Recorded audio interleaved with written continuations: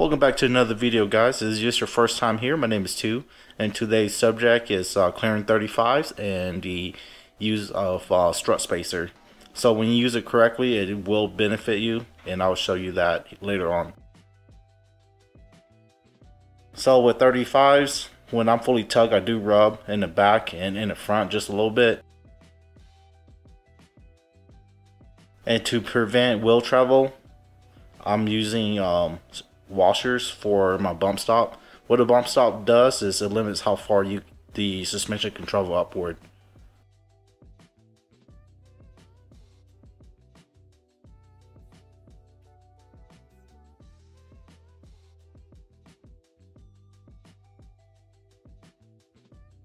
So sitting on the bump stop, as you can see here, I do still have about 1.5 inches of travel left on the strut.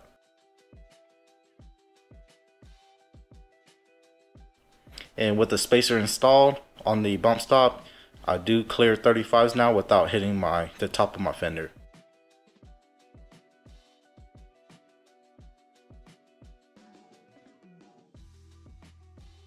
Here, when I'm at lock, I do rub on the washer tank just a little bit. And I will need to trim it right here. And also I trim the rear of the fender so the tire doesn't rub when I'm fully tugged and turned.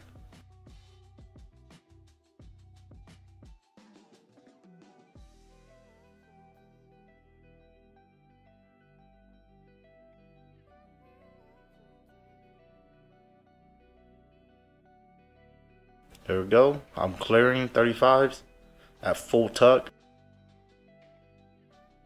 And it no longer rub the washer tank.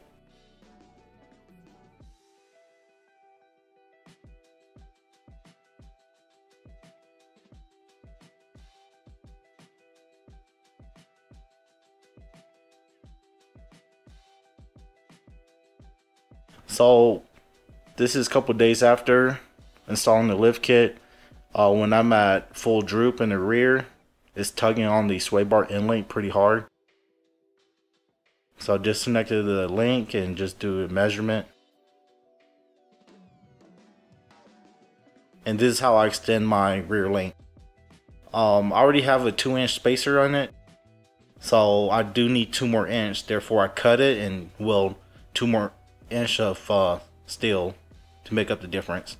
This is a top hat spacer, and then with the spacer installed,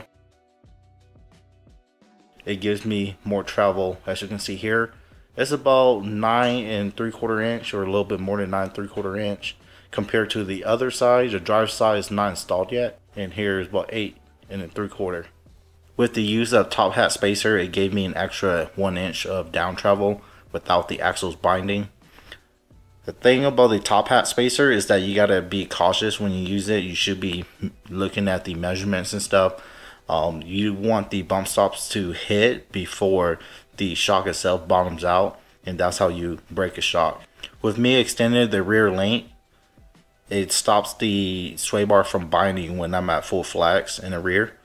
As what you guys see here is just up and down travel when the rear axle is traveling side to side, or one side is up and one side is down. There's actually more droop than what you guys see there. So what's my opinion on top hat spacer?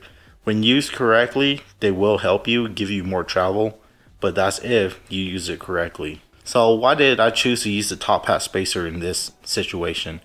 One is that to get the lift that I wanted, or the height that I wanted, I had to tighten up my preload. And the problem with the preload is I had it too stiff, and it was pretty jarring when I hit bumps and stuff. So if I loosen up my preload, I lose height. Therefore, the spacer, I can loosen up the preload and then use the spacer to compensate for the height. And also using the spacer, it gave me the travel that I wanted without causing any other issue. And that's ultimately why I decided to go with the top hat spacer. Top hat spacer is not a 1-to-1 ratio. It's more like it's a 1-to-2 ratio, or whatever they call it. This is a 1/4 inch spacer. A 1/4 inch gives you 1/2 inch of lift. Well, that's it for today. Thank you guys for watching. I'll see you guys again next time.